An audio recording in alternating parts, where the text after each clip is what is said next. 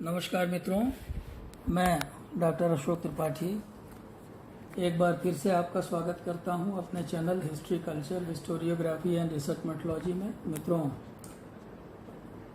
पिछली बार हमने चर्चा की थी स्थायी बंदोबस्त या परमानेंट सेटलमेंट के ऊपर। आज की चर्चा का विषय भी आधुनिक भारत के इतिहास से ही है और आज का जो विषय है वो है रेगुलेटिंग एक्ट 1773। तो 1773 ईस्वी का जो रेगुलेटिंग एक्ट था ये बड़ा ही महत्वपूर्ण एक्ट था और भारत के संवैधानिक विकास में रेगुलेटिंग एक्ट का बड़ा महत्व है, क्योंकि भारत के संवैधानिक इतिहास की दिशा में उठाया गया यह पहला कदम था। मित्रों, इसके पहले कि मैं ये चर्चा आगे बढ़ाऊं, मैं आपसे एक अपील करना चाहता हूं कि जिन लोगों ने मेरे चैनल को सब्सक्राइब नहीं किया है वो सब्सक्राइब कर लें, जिससे उनको जो भी वीडियोस आते हैं उनकी सूचना उनको मिलती रहे और वो उससे लाभान्वित हो सकें। तो मित्रों, इंग्लैंड में ईस्ट इंडिया कंपनी का जो प्रबंध तंत्र था वो एक संचालक समिति द्वारा किया जाता था प्रबंध, और ये संचालक कोर्ट ऑफ प्रोप्राइटर्स के द्वारा प्रतिवर्ष चुने जाते थे। तो आप इसको फिर से समझ लीजिए कि ईस्ट इंडिया कंपनी का जो प्रबंध था वह एक संचालक समिति द्वारा होता था और इस संचालक समिति को कोर्ट ऑफ प्रोप्राइटर्स द्वारा प्रत्येक वर्ष चुना जाता था। इंग्लैंड की संसद सामान्यतः कंपनी के मामलों में बहुत ज़्यादा हस्तक्षेप नहीं करती थी। 1765 ईस्वी में जब बक्सर के युद्ध के बाद ईस्ट इंडिया कंपनी को बंगाल, बिहार और उड़ीसा की दीवानी प्राप्त हो गई, तो उसके पश्चात स्थिति में कुछ परिवर्तन आया। जो कंपनी के शेयर होल्डर्स थे उन्होंने अधिक लाभांश की मांग की। वो अधिक लाभ में अपना हिस्सा बढ़ाने की मांग कर रहे थे और उनकी मांग को मानते हुए जो है वह 12.5% तक बढ़ा दिया गया। ब्रिटिश सरकार भी 1767 ईस्वी के पश्चात 40 लाख पाउंड धनराशि प्राप्त करने लगी। यद्यपि ईस्ट इंडिया कंपनी और अंग्रेजी सरकार दोनों ही मुनाफे में थी, दोनों ही लाभ कमा रही थी, फिर भी बंगाल के लोगों की जो स्थिति थी वो बहुत ही कष्टप्रद हो गई थी, बहुत ही दुखदायी हो गई थी। जनता अकाल की विभीषिका से जूझ रही थी तथा कंपनी के जो कर्मचारी थे वो भ्रष्टाचार में डूबे हुए थे। कंपनी के अधिकांश कर्मचारी रिश्वतखोर थे और भ्रष्टाचारी थे। इतिहासकार चैथम के अनुसार भारत में विषमताओं का विस्तार इतना अधिक है जितना पृथ्वी से लेकर आसमान तक की दूरी। तो कंपनी के कर्मचारियों की बढ़ती हुई संपन्नता तथा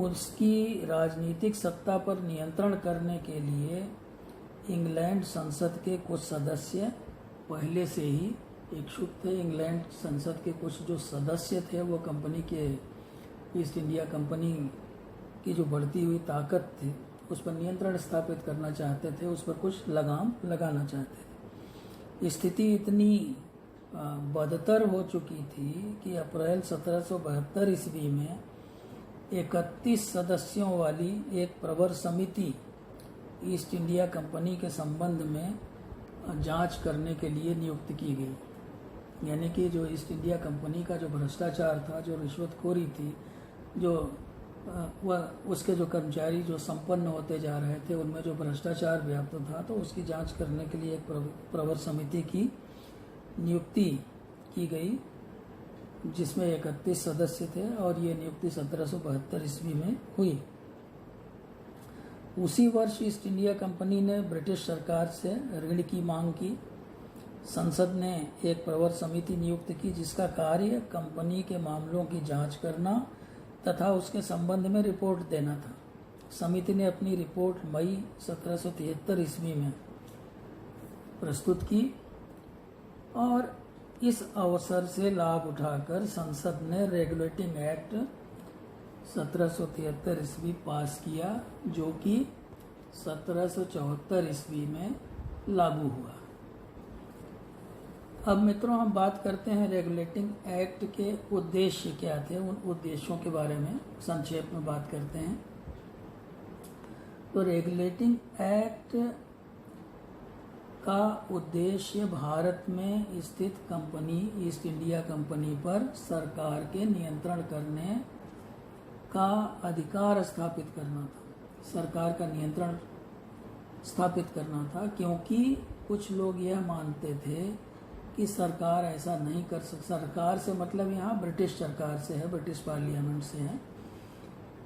तो सरकार, कुछ लोगों का ऐसा मत था कि सरकार ऐसा नहीं कर सकती। तो दूसरे, कंपनी की जो संचालक समिति थी उसके गठन संबंधी कुछ परिवर्तन भी किए जाने थे, जिससे कंपनी के कर्मचारी इंग्लैंड लौटकर शीघ्रता से संचालक समिति के सदस्य न बन सके। तीसरा उद्देश्य था कंपनी के राजनीतिक अस्तित्व को स्वीकार करके उसके व्यापारिक ढांचे को राजनीतिक कार्यों के संचालन योग्य बनाना। तो इस तरह से हम देखते हैं मुख्य रूप से जो रेगुलेटिंग एक्ट के उद्देश्य थे वो आपके समझ में आ गए होंगे। पहली बात तो जो ब्रिटिश पार्लियामेंट थी वो कंपनी ईस्ट इंडिया कंपनी के ऊपर कुछ नियंत्रण स्थापित करना चाहती थी। दूसरी बात संचालक समिति के गठन से संबंधित थी, जिसमें कुछ परिवर्तन किया जाना था, जिससे कि कंपनी के जो कर्मचारी थे वो बहुत जल्दी वो कोशिश करते थे कि संचालक समिति के सदस्य बन जाएं और उससे फ़ायदा उठाएं। तो उस पर कुछ लोग लगाम लगाना, ये भी एक उद्देश्य था। और तीसरे जो है वो कंपनी के, अब चूँकि कंपनी जो व्यापारिक कंपनी थी अब वो क्षेत्राधिकार करने लगी थी। प्लासी का युद्ध हुआ, बक्सर का युद्ध हुआ और धीरे धीरे जो है उनकी राजनीतिक स्थिति दृढ़ हो रही थी। तो उनके राजनीतिक अस्तित्व को स्वीकार करते हुए उसके व्यापारिक ढांचे को राजनीतिक कार्यों के संचालन के योग्य बनाना, ये भी एक उद्देश्य था। अब हम मित्रों बात करते हैं रेगुलेटिंग एक्ट की धाराओं की। जहाँ तक रेगुलेटिंग एक्ट की धाराओं का प्रश्न है तो कंपनी के संचालकों का कार्यकाल 1 वर्ष के स्थान पर 4 वर्ष कर दिया गया और कुल सदस्यों का 1/4 यानी 6 सदस्य ऐसा किया गया कि जो कि प्रतिवर्ष चुने जाएंगे। यानी कि संचालकों का जो कार्यकाल था वो 1 वर्ष के स्थान पर 4 वर्ष कर दिया गया और कुल सदस्यों का 1/4 यानी 6 सदस्य जो है ऐसा तय किया गया कि वो प्रतिवर्ष चुने जाएंगे। एक ही सदस्य के दोबारा चुने जाने के पूर्व 1 वर्ष का अवकाश आवश्यक था। यानी कि अगर कोई सदस्य दोबारा चुना जाना है तो बीच में 1 वर्ष का गैप होना चाहिए, अवकाश होना चाहिए। केवल उन हिस्सेदारों को मतदान का अधिकार दिया गया जो 1000 पाउंड के हिस्से के 1 वर्ष से मालिक थे। 3, 6 और 10,000 पाउंड के हिस्सेदारों को क्रमशः 2, 3, 4 मत देने का अधिकार था। दूसरी जो धारा थी उसके अनुसार फोर्ट विलियम के प्रेसिडेंसी के प्रशासक को अब अंग्रेजी क्षेत्रों का गवर्नर जनरल कहा गया और उसके परामर्श के लिए 4 सदस्यों की एक कार्यकारिणी समिति बनाई गई, जिसके निर्णय बहुमत के आधार पर होंगे ऐसा तय किया गया। यानी कि ये बड़ा महत्वपूर्ण परिवर्तन था कि अब जो फोर्ट विलियम यानी जो बंगाल में फोर्ट विलियम स्थापित था, तो जो बंगाल का जो गवर्नर था उसे गवर्नर जनरल का दर्जा दे दिया गया। बाकी क्षेत्रों के लिए भी जो है वो गवर्नर जनरल कहा जाएगा और उसको परामर्श देने के लिए 4 सदस्यों की एक कार्यकारिणी समिति बनाई गई, जिसके निर्णय बहुमत के आधार पर लिए जाएंगे, ऐसा तय किया गया। और इसका कार्यकाल 5 वर्ष रखा गया। ये सदस्य जो थे उस समय थे क्लेवरिंग, मॉनसन, फिलिप फ्रांसिस तथा वॉरवेल। तो इन्हें सम्राट के बिना कोई हटा नहीं सकता था, वह भी डायरेक्टरों के कहने पर। यानी कि ये जो 4 सदस्य थे गवर्नर जनरल की कार्यकारिणी समिति में, इन्हें केवल ब्रिटेन का जो सम्राट था वही हटा सकता था, और वो भी डायरेक्टरों की सलाह पर, उनके कहने पर। तीसरी महत्वपूर्ण धारा, बम्बई तथा मद्रास के काउंसिल स्थित गवर्नरों से बंगाल के गवर्नर जनरल की आज्ञाओं के प्रति यथोचित आदर भावना की आशा की गई थी। ऐसा उम्मीद किया गया था कि बम्बई और मद्रास के जो काउंसिल स्थित जो गवर्नर हैं वो बंगाल के गवर्नर जनरल की आज्ञाओं की उपेक्षा नहीं करेंगे। उन्हें यह भी कहा गया कि वे सरकार, राजस्व और विदेशी मामले तथा कंपनी के हितों से संबंध रखने वाले विषयों के संबंध में गवर्नर जनरल के आदेशों का पालन करेंगे। यानी कुल मिलाकर के कहा जाए तो मद्रास और बॉम्बे के जो गवर्नर थे वो इनके अधीन हो गए, बंगाल के गवर्नर जनरल के। चौथी प्रमुख बात जो धारा थी, आप कह लीजिए कि काउंसिल स्थित गवर्नर जनरल को यह अधिकार दिया गया कि वह कंपनी की फोर्ट विलियम वाली बस्तियों, कारखानों तथा उनके अधीन स्थानों के नागरिक प्रशासन तथा शांति स्थापित करने के लिए अध्यादेश तथा नियम बना सकें। तो इस तरह से हम ये देखते हैं कि गवर्नर जनरल की जो काउंसिल थी उसके अधिकार बढ़ा दिए गए और नियम कानून बनाने की, अध्यादेश जारी करने की उनको सिफारिश की गई उनके लिए। पांचवी बात जो थी वो बंगाल में एक सर्वोच्च न्यायालय की, आप ध्यान दीजिएगा मित्रों, ये बहुत पूछा जाता है, कंपटीशन वगैरह में भी पूछा जाता है कि इस सर्वोच्च न्यायालय की स्थापना जो है वो किस अधिनियम के तहत हुई। तो 5वीं धारा के अनुसार बंगाल में एक सर्वोच्च न्यायालय की व्यवस्था की गई, जिसमें एक मुख्य न्यायाधीश तथा 3 अन्य न्यायाधीश नियुक्त किए गए। बंगाल, बिहार, उड़ीसा की समस्त अंग्रेज प्रजा पूरी तरह से इस न्यायालय के अधीन होगी, ऐसा तय किया गया।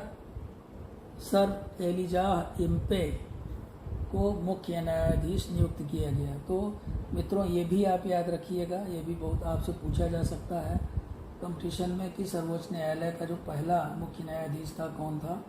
तो सर एलिजाह इम्पे को मुख्य न्यायाधीश नियुक्त किया गया। सर्वोच्च न्यायालय को अधिकार दिया गया कि वह दीवानी, फौजदारी, समुद्री सेना तथा चर्च संबंधी मुकदमों की सुनवाई कर सकेगा। छठी धारा जो मुख्य थी उसके अनुसार कंपनी के कर्मचारियों द्वारा उपहार एवं रिश्वत लेने पर प्रतिबंध लगा दिया गया तथा उनके द्वारा निजी व्यापार पूरी तरह से वर्जित कर दिया गया। पहले क्या होता था कि जो ईस्ट इंडिया कंपनी के जो कर्मचारी थे वो ईस्ट इंडिया कंपनी के लिए काम तो करते ही थे, साथ ही साथ वो लोगों से रिश्वत, उपहार इत्यादि जो है वो लिया करते थे, जिससे वो बड़े अमीर होते जा रहे थे। तो इस पर प्रतिबंध लगा दिया गया। साथ ही साथ ये कर्मचारी अपना व्यक्तिगत व्यापार भी करते थे, जिसका मुनाफा जो है वो अपने देश में भेजते थे। तो उनके व्यक्तिगत व्यापार पर भी प्रतिबंध लगा दिया गया।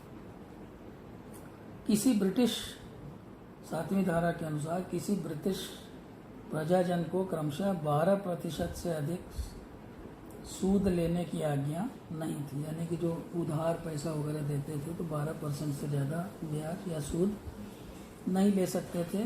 यदि गवर्नर जनरल, गवर्नर, काउंसिल का सदस्य, उच्चतम न्यायालय का कोई न्यायाधीश अथवा कंपनी का कोई अन्य कर्मचारी कोई अपराध करता है तो इंग्लैंड में सम्राट के न्यायालय में उसकी सुनवाई की व्यवस्था की गई। तो ये आप समझ गए होंगे यानी कि जो बड़े अधिकारी थे, जैसे गवर्नर जनरल, गवर्नर, काउंसिल के सदस्य, उच्चतम न्यायालय के न्यायाधीश इत्यादि जो थे, या कंपनी के कोई अन्य बड़े कर्मचारी जो थे, तो ये अगर कोई अपराध करते थे तो इंग्लैंड में सम्राट के न्यायालय में उसकी सुनवाई की व्यवस्था की गई। गवर्नर, मुख्य न्यायाधीश तथा अन्य न्यायाधीशों का वेतन निश्चित कर दिया गया और उससे ज़्यादा वेतन वो नहीं ले सकते थे।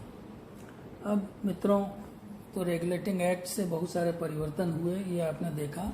अब हम थोड़ा सा रेगुलेटिंग एक्ट के जो दोष थे उनके ऊपर भी चर्चा कर लें। इतने प्रावधानों के बाद भी जो रेगुलेटिंग एक्ट था उसमें कुछ त्रुटियां रह गई थी, और इनकी जो त्रुटियां थी उनके बारे में हम चर्चा करेंगे एक एक करके। रेगुलेटिंग का मतलब आप समझ रहे, रेगुलेटिंग का मतलब क्या है? किसी चीज़ को नियमित करना, रेगुलेट करना, यानी कि जो सही ढंग से संचालित करना, रेगुलेट करना जो है। तो आपने देखा, अभी हमने चर्चा की कि बहुत सारे प्रावधान किए गए रेगुलेटिंग एक्ट में, लेकिन फिर भी इतने प्रावधानों के बावजूद भी जो है कुछ कमियां थी इनमें, कुछ इसमें मौलिक दोष थे और कुछ व्यावहारिक दोष थे। तो कुछ दोषों की चर्चा हम करेंगे। सबसे पहला दोष जो इसका था कि इस एक्ट ने गवर्नर जनरल, उसकी काउंसिल के सदस्यों तथा उच्चतम न्यायालय के सदस्यों के निश्चित कार्य क्षेत्र का स्पष्ट उल्लेख नहीं किया कि इनका कार्य क्षेत्र क्या होगा। गवर्नर जनरल तथा सर्वोच्च न्यायालय के संबंध कभी भी अच्छे नहीं रहे। वे अपने अपने क्षेत्र में मनमानी करने का प्रयास किया करते थे और करते भी थे। दूसरा दोष इसका रेगुलेटिंग एक्ट का था कि संचालकों के निर्वाचन के लिए मतदाताओं की संख्या घटाकर तथा बड़े हिस्सेदारों को एक से अधिक मत देने का अधिकार देकर भ्रष्टाचार को अधिक पूंजी वाले हिस्से तक ही सीमित रखा गया। संचालक समिति अब व्यवहारिक रूप में 30 सदस्यों की समिति हो गई, जिनमें 6 एक वर्ष का अवकाश प्राप्त किए रहते थे। तीसरा दोष जो था वो रेगुलेटिंग एक्ट का वो यह था कि बंगाल के गवर्नर जनरल का बम्बई एवं मद्रास के सरकार पर नियंत्रण अधूरा था। यद्यपि इसमें कहा गया था कि वो दोनों इनकी आज्ञा मानने के लिए बाध्य होंगे, बंगाल के गवर्नर जनरल का, लेकिन फिर भी जो है इनका जो बंगाल के गवर्नर जनरल का जो बम्बई एवं मद्रास के सरकार पर नियंत्रण था वो अधूरा था, वो पूरी तरह से नहीं था। न केवल बम्बई एवं मद्रास को संचालकों से सीधा अधिकार प्राप्त करने का अधिकार था, बल्कि उन्हें सामान्य नीति संचालन की भी पूरी स्वतंत्रता थी। केवल भारतीय नरेशों से या भारतीय राजाओं से युद्ध एवं संधि से पूर्व अनुमति की आवश्यकता थी।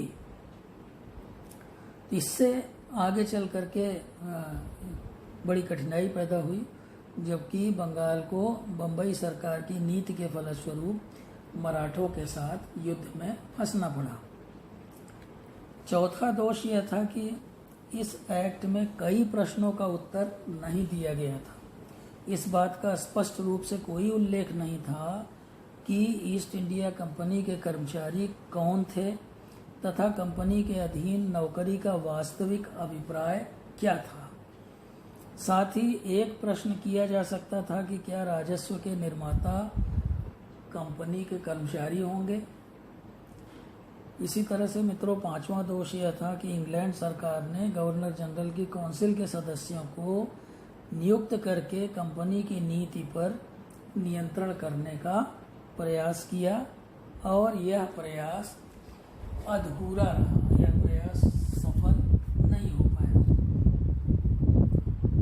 तो मित्रों, इस तरह से हमने ये देखा कि रेगुलेटिंग एक्ट में जो प्रावधान किए गए थे, हमने उन प्रावधानों पर चर्चा की, साथ ही हमने रेगुलेटिंग एक्ट के दोषों पर चर्चा की। अब आगे हम देखते हैं कि ब्रिटिश पार्लियामेंट में क्या हुआ इस एक्ट को लेकर के। तो ब्रिटिश पार्लियामेंट में एक्ट पास करते समय इस एक्ट की बहुत आलोचना हुई। Edmund Burke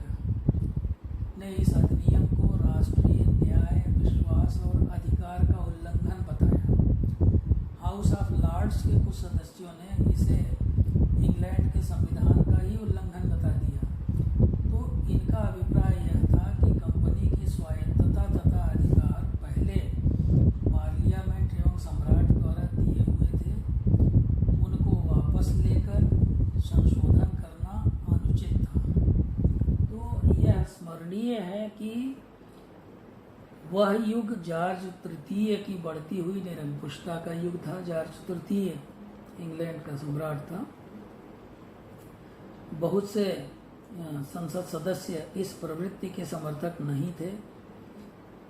regulating act company की व्यवस्था सुधारने का प्रथम प्रयास था और इसमें कुछ दोष रह जाना स्वाभाविक था।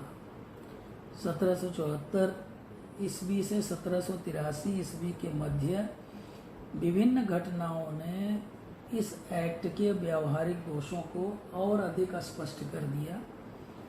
काउंसिल के बहुमत मात्र के आधार पर नीति संचालन से गवर्नर जनरल को अनेकों कठिनाइयों का सामना करना पड़ा।